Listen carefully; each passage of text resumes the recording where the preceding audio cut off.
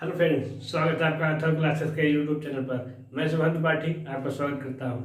Friends, आज हमारा topic है भारतीय संविधान के हम जो सीरीज चला रहे हैं उसमें राज्य के नीति निर्देशक तत्वों के बारे में।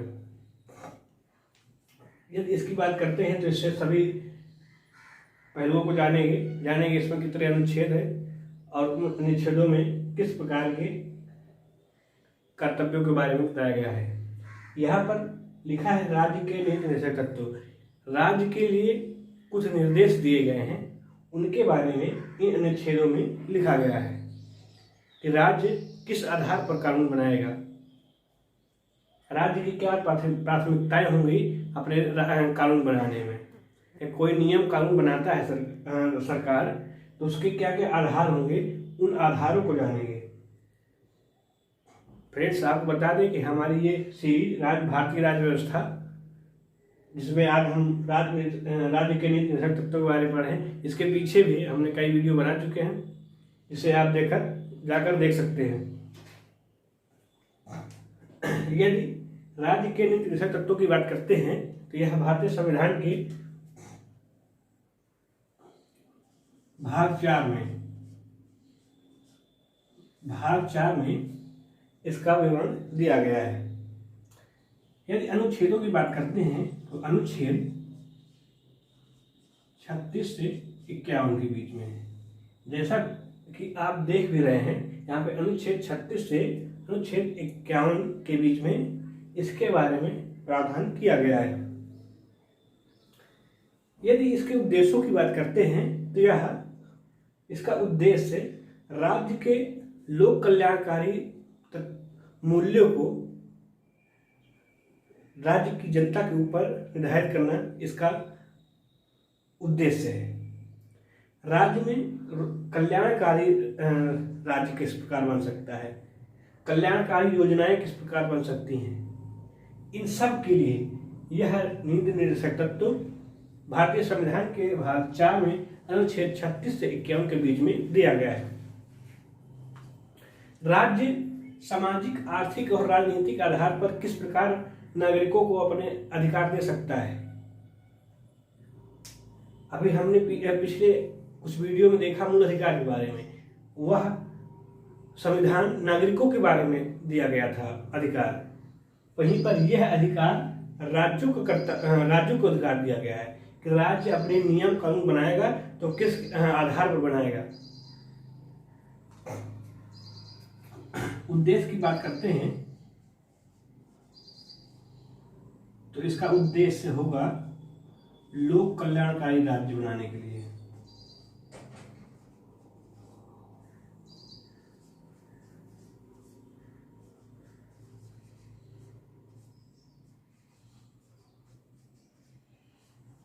राज्य का कर्तव्य होगा कि वह अपनी जनता के लिए कल्याणकारी योजनाएं बनाए।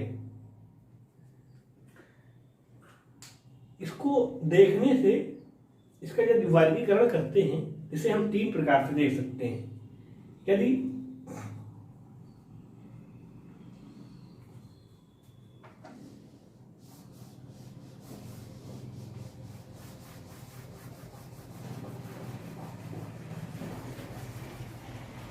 इसको हम पढ़ना चाहें तो जिससे आसानी से याद हो जाए, इसे हम 3 प्रकार से देख सकते हैं, जिसमें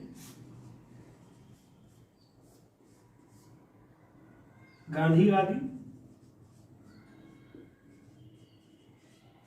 दूसरा समाजवादी,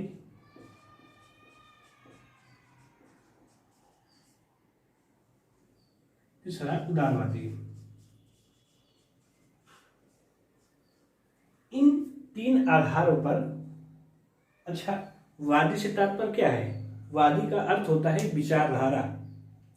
जैसे गांधीवादी लिखा है तो गांधीवादी का अर्थ होता है कि गांधी के विचारों के आधार पर, गांधी के क्या क्या विचार थे इसमें से।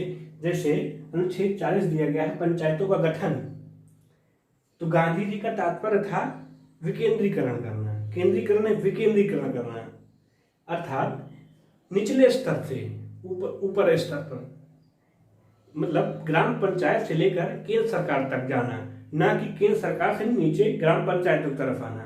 यह गांधी जी का विचार था।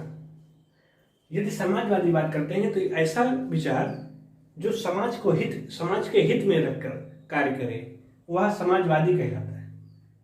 ऐसी विचारधारा जो समाज के हित में कार्य करे वह समाजवादी विचारधारा। जैसे स्वास्थ्य को नुकसान नहीं पहुंचाना, नशीली दवाओं का औषधि प्रयोजन, सेफ्टी के बारे में कार्य करना, ठीक है, ये सब क्या है, ये समझ के बारे में है। वहीं पर उदारवादी की बात करते हैं, ऐसी विचारधारा जिसमें उदारवादी विचारधाराओं का प्रयोग किया गया हो। यह रहा हमारा वर्गीकरण। आइए एक एक करके जानते हैं कि इन अनुच्छेदों में क्या क्या लिखा है, क्या क्या बताया गया है।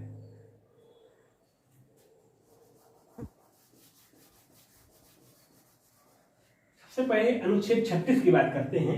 अनुच्छेद 36 कहता है राज्य की परिभाषा के बारे में। तो हमने पिछले वीडियो में भी बताया है, जैसे आप जाकर देख भी सकते हैं। अनुच्छेद 12 इसमें बताया गया है राज्य की परिभाषा के बारे में। राज्य की जनसंख्या होगा, क्षेत्रफल होगा, वहाँ की जनसंख्या होगी, ये सब मिलकर राज्य की परिभाषा के बारे में बताते हैं। वही अनुच्छेद 37 कहता है यह न्यायालय में परिवर्तनीय नहीं है।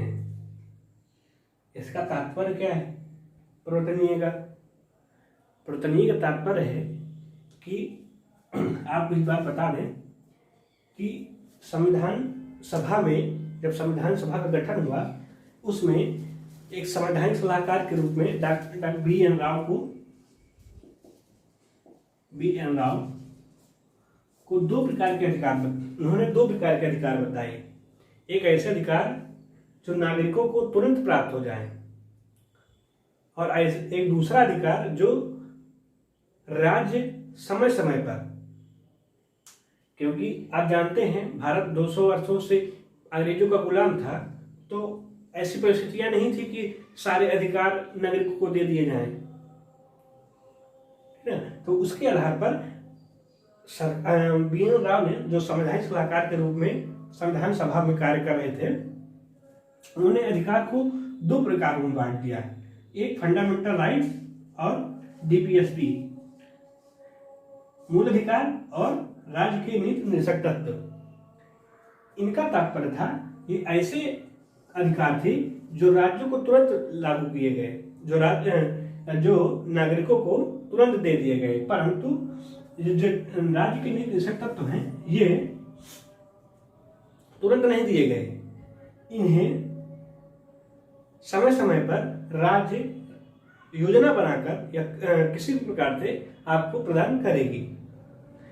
तो कहा गया कि ये तो आप इसके लिए न्यायालय में जा सकते हैं, परंतु इसके लिए न्यायालय में नहीं जा सकते हैं। यह तुरंत प्रवर्तनीय है, परंतु यह तुरंत प्रवर्तनीय लागू नहीं है। प्रवर्तनीय का तात्पर्य है लागू होना।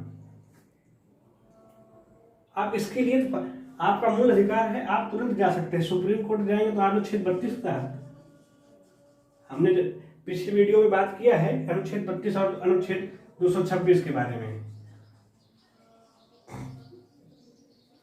तो आप इसके लिए क्या है, आप इसके लिए न्यायालय में जा सकते हैं, परंतु इसके लिए डीपीएसपी के लिए, राज्य के निर्देशक तत्वों के लिए आप सुप्रीम कोर्ट या हाई कोर्ट नहीं जा सकते हैं। तो इसका तात्पर्य यही हुआ कि न्यायालय में प्रवर्तनीय नहीं है। आप इसका अधिकार, अब यदि राज्य इसको लागू नहीं करता है तो आप राज्य के खिलाफ सुप्रीम कोर्ट या हाई कोर्ट नहीं जा सकते हैं, परंतु फंडामेंटल राइट्स अगर कम होते हैं या कुछ कमी होती है उसमें, तो आप न्यायालय में जा सकते हैं। इसका तात्पर्य हुआ कि न्यायालय में परिवर्तनीय है या नहीं है। समझ गए हैं? आशा करते हैं समझ रहे होंगे। अनुच्छेद 38 कहता है कि सामाजिक, आर्थिक एवं राजनीतिक न्याय। राज्य का तात्पर्य होगा, राज्य का कार्य होगा कि वह व्यक्तियों को सामाजिक, आर्थिक एवं राजनीतिक आधार पर न्याय दिलाए। वह इसके आधार पर तरह तरह के कानून को बनाए, जिसके आधार पर नागरिकों को सामाजिक रूप से, आर्थिक रूप से और राजनीतिक रूप से न्याय प्रदान किया जा सके। अनुच्छेद 39 कहता है संसाधनों का उचित वितरण है। और दूसरा ब्रैकेट में हमने लिखा है कि समान कार्य के लिए समान वेतन। जैसे कोई बड़ा व्यक्ति है जो जिसके पास पैसा बहुत है, वह 8 घंटा कार्य करता है तो उसे 500 रुपये मिलता है। वहीं पर एक गरीब व्यक्ति 8 घंटे कार्य करता है तो उसे 200 रुपये दिया जाता है। तो क्या यह समानता हुआ? समानता नहीं हुआ। तो वही कहा गया है कि समान कार्य के लिए समान वेतन दिया जाएगा। दूसरा लिखा है संसाधनों का उचित वितरण। संसाधनों का, जो हमारे संसाधन हैं राज्य के, उनका वितरण ऐसा किया जाए कि किसी एक व्यक्ति के पास सारा पैसा न चला जाए। किसी उद्योगपति के पास सारा पैसा न चला जाए, उसका तरह तरह से वितरण किया जाए कि नागरिकों के पास सभी, छोटे से लेकर बड़े तक सबके पास संकेंद्रण न हो पाए, एकत्रित राज्य का धन एकत्रित न हो पाए। ऐसी व्यवस्था राज्य का कार्य करना है जिससे लोगों का कल्याण हो सके। अनुच्छेद 39 का ये का तात्पर्य है कि यह अनुच्छेद बाद में जोड़ा गया है।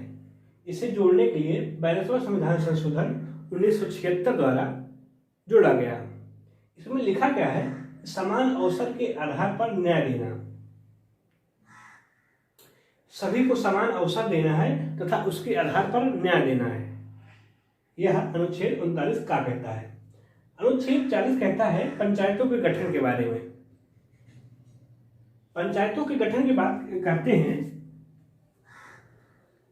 तो हमने फिर बताया आपको कि पिछली वीडियो में हमने बताया है पंचायतों के गठन के बारे में।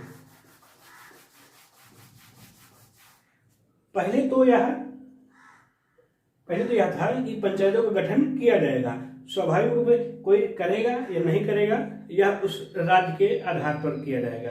परंतु 73वें संविधान संशोधन 73वां संविधान संशोधन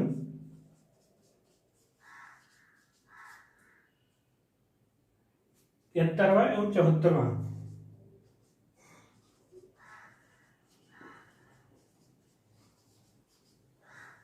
73वां एवं 74वां संविधान संशोधन द्वारा इसे एक संवैधानिक अधिकार के रूप में प्रदान किया गया है।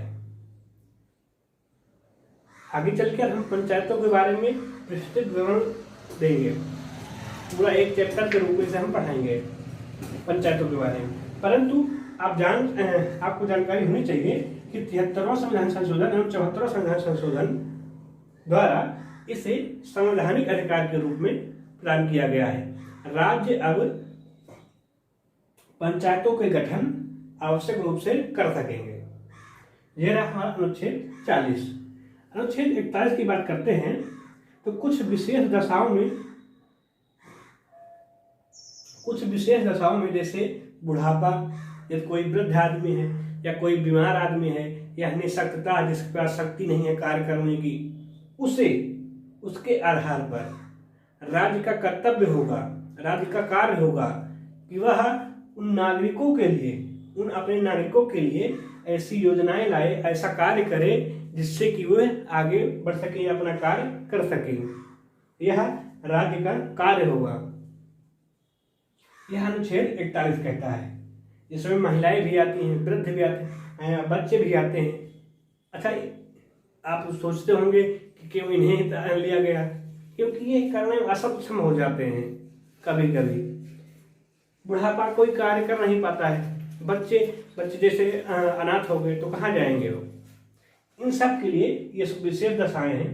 इनके अधिकार पाने के लिए राज्य का कर्तव्य होगा कि वह अपना एक नियम बनाए। अनुच्छेद 42 कहता है कि काम की न्याय संगत और मानवोचित दशाओं तथा प्रस्तुति का उपबंध है। काम की न्याय संगत कार्य करे, जो कार्य ऐसा कार्य करे जो न्याय संगत हो। जो कार्य न्याय संगत ना हो उसे नहीं करना चाहिए।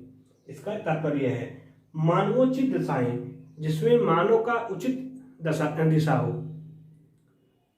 जो कार्य करने, अनैतिक कार्य करने के लिए रोक लगाई गई यहाँ पर। जो कार्य अच्छा हो बुरे कार्यों के लिए, जैसे वेश्यावृत्ति, मानव दुर्व्यापार, इन सब के लिए यहाँ पर रोक लगाया गया है। वहाँ पे लिखा गया है प्रसूति का सहायता, जो आप डिलीवरी होती है महिलाओं की, जिन महिलाओं गर्भवती होती है उनकी डिलीवरी होती है, उनके लिए जो 5,000 रुपये सरकार देती है वो अनुच्छेद 42 के तहत ही देती है, जिसमें कहा गया है कि प्रसूति सहायता के लिए उपबंध राज्य सरकार करेगा। आइए देखते हैं अनुच्छेद 43 कहता है सभी कर्मकारों को निर्वाह मजदूरी, शिफ्ट जीवन स्तर, सामाजिक और सांस्कृतिक अवसर। यहाँ पर निर्वाह मजदूरी से तात्पर्य है कि लोगों को इतनी मजदूरी, कम से कम इतनी मजदूरी दिया जाए कि जिससे वह अपने जीवन का निर्वाह कर सकें, जीवन चला सकें। ऐसी इतनी कम से कम इतनी मजदूरी देनी चाहिए। शिफ्ट जीवन स्तर, अपने जीवन स्तर को बढ़ा सके, अपने जीवन स्तर को अच्छा से जी सके, तथा सामाजिक और सांस्कृतिक अवसर, समाज में उन्हें अवसर प्रदान किया जाए, सांस्कृतिक अवसर दिए जाएं, अपने नाच, जो सांस्कृतिक नृत्य हैं उनके लिए अवसर दिए जाएं। ये राज्य का कार्य होगा। राज्य इन आधारों पर योजनाएं लाएगा, राज्य इनको लागू करने का प्रयास करेगा। अनुच्छेद 44 कहता है समान नागरिक संहिता। पूरे राज्य के लोग, सभी राज्य के लोग, पूरे देश के लोग, सभी के लिए समान नागरिक संहिता होनी चाहिए, समान सबके अधिकार होने चाहिए। जैसे अधिकार की बात करें, कानून की बात करें तो नागरिक कानून और सामाजिक कानून। नागरिक कानून तो अलग अलग हो सकते हैं, किसी भी नागरिक का कानून अलग अलग हो सकता है, परंतु सामाजिक कानून एक तरह हो सकते हैं। जैसे विवाह की पद्धति है तो सब सारे पूरे देश में एक जैसा विवाह की पद्धति हो, ठीक है ना। इस तलाक का 3 तलाक की बात करते हैं तो तलाक की जो व्यवस्था उत्तर प्रदेश में है वही तमिलनाडु में भी होनी चाहिए, वही गुजरात में होनी चाहिए और वही असम में होनी चाहिए। इन सब की संहिता एक कर की जाए, पूरे देश में एक जैसा कानून हो, लागू हो, उसे समान नागरिक संहिता कहा जाता है। इसको लागू करने के लिए फिलहाल इसकी बात सरकार द्वारा की जा रही है, उठाई जा रही है। जल्द से जल्द आपको इसके बारे में कानून शायद दिखाई भी पड़े। यह रहा अनुच्छेद 44। अनुच्छेद 45 कहता है सभी बालकों को जो 14 वर्ष की आयु पूरी करने तक शिक्षा प्रदान करें। यह निःशुल्क शिक्षा के बाद, आप पिछले वीडियो में हमारे मूल अधिकारों में उसमें जाकर अनुच्छेद 21A को देख सकते हैं। इसी के बारे में उसमें भी बताया गया है कि सभी बालकों को जो 14 वर्ष से कम है उम्र के हैं उन्हें निःशुल्क एवं अनिवार्य शिक्षा का व्यवस्था राज्य सरकार करेगी, जिसके आधार पर आप देख भी सकते हैं कि राज्य अपने नागरिकों के बच्चों को, उनको 14 वर्ष के उम्र से जो कम है उनको शिक्षा प्रदान करती है। अनुच्छेद 46 कहता है अनुसूचित जाति एवं जनजाति और समाज के कमजोर वर्गों को शैक्षणिक, आर्थिक एवं सामाजिक अन्याय एवं शोषण से सुरक्षा। राज्य इसी के आधार पर SC/ST एक्ट को लागू किया गया है। अनुसूचित जाति एवं जनजाति सुरक्षा अधिनियम 1989 इसी के आधार पर बनाया गया है। इस आधार पर बनाया गया कि अनुसूचित जाति एवं जनजातियों के जो आर्थिक शोषण या शैक्षिक शोषण हो रहा है उससे निजात पाने के लिए, जो उससे उनका शोषण ना हो सके, उनके आधार पर अन्याय ना हो सके, इसके लिए यह कानून बनाया भी गया है। यह हमारा अनुच्छेद 46। अनुच्छेद 47 की बात करता है कि स्वास्थ्य को नुकसानदायक नशीली दवाओं, मदिरा, ड्रग्स के औषधि प्रयोजन से भिन्न उपभोग पर प्रतिबंध। यही अनुच्छेद वह अनुच्छेद है जिसके आधार पर शराब पर प्रतिबंध लगाया जाता है। इसमें लिखा गया है कि नुकसान नशीली दवाएं, मदिरा, ड्रग्स के औषधीय प्रयोजन। मदिरा या ड्रग्स को औषधीय दवाइयों के रूप में प्रयोग कर सकते हैं, उसके अलग, उससे भिन्न किसी भी उपयोग के लिए इसे नहीं कार्य कर सकते हैं। यदि कोई व्यक्ति मदिरा पीता है या ड्रग्स लेता है तो उसके आधार पर उसे रोक लगाया जा सकता है, परंतु औषधीय प्रयोजन के लिए नहीं लगाया जा सकता है। यदि उस ड्रग्स से दवाइयाँ बनती हैं तो उसके लिए प्रतिबंध नहीं है, परंतु यदि कोई व्यक्ति को नुकसानदायक चीज पीता है या खाता है तो उस पर सरकार रोक लगा सकती है। इसी आधार पर बिहार में शराबबंदी लागू की गई है। इसी के आधार पर लोग गुटखा या अन्य वस्तुओं पर जो ड्रग्स से संबंधित हैं उस पर प्रतिबंध लगाता है राज्य। अनुच्छेद 48 देखते हैं। अनुच्छेद 48 कहता है कृषि, पशुपालन एवं दुधारू पशु, इनका सुधार करें और इनके संरक्षण संवर्धन करें, इनको बढ़ावा दें। आप देखते होंगे कि यूपी में गौशालों का निर्माण किया जा रहा है। यह वही आधार है, यह गौशालाओं का निर्माण है। कृषि, पशुपालन में नई नई वैरायटी के जानवरों का करना तथा दुधारू पशुओं, नए नए प्रकार के दुधारू पशुओं को उनको सहायता देना, उनको गौशालाएं उनके लिए बनवाना, इन सब का कार्य इसी अनुच्छेद 48 के तहत। अच्छा देखिए, यदि राज्य इनको करता है तब तो अच्छी बात है, कल्याण होगा इससे, परंतु यदि इसको नहीं करता है राज्य तो आप इसके लिए सुप्रीम कोर्ट या हाई कोर्ट नहीं जा सकते हैं। यही इस अनुच्छेद 37 में लिखा गया है कि परिवर्तनीय नहीं है। यदि राज्य ऐसा करता है तब तो ठीक है, अगर नहीं करता तो आप सुप्रीम कोर्ट जाकर जबरदस्ती नहीं कर सकते कि इसे लागू करवाइए, ठीक है ना। अनुच्छेद 48 का में कहा गया है कि पर्यावरण के संरक्षण के बारे में, जैसे कूड़ा बहा देते हैं लोग, तो इसके संरक्षण के पर्यावरण, पेड़ पौधे लगाए जाएं। जो राज्य सरकारें अपने टारगेट दे देती हैं कि इस सीजन में इतने पेड़ लगाए जाएंगे, इसके पर्यावरण संरक्षण के लिए ऐसा कार्य किया जाए, वह सब इसी का अधिकार के अंतर्गत आता है, अनुच्छेद 48A के तहत। अनुच्छेद 49 की बात करते हैं। अनुच्छेद 49 राष्ट्रीय महत्व के स्मारक, स्थान व वस्तु का संरक्षण की बात करता है। यदि कोई स्मारक, स्थान या वस्तु जो पुरानी विरासत है अपनी, उनकी संरक्षण के लिए यह अनुच्छेद 49 बात करता है। तथा अनुच्छेद 50 की बात करते हैं तो न्यायपालिका एवं कार्यपालिका के अलग अलग करने की बात करता है, पृथक करने की बात करता है। नहीं तो न्यायपालिका कार्यपालिका यदि एक हो जाएंगी तो वही कार्यपालिका, वही न्यायपालिका, वही कानून बनाएगी, वही न्याय देगी, तो फिर इसमें सिमिट्री एक ही हो जाएंगे। वही कानून बनेगा, कोई भी कानून बना सकता है कार्यपालिका, इसलिए इन दोनों को अलग करने की बात कहा गया है। अनुच्छेद 51 की बात करते हैं तो यह अंतर्राष्ट्रीय शांति एवं सुरक्षा की अभिवृद्धि, अच्छे संबंध, अंतर्राष्ट्रीय संधि विधि के आधार पर बढ़ावा देने की बात करता है।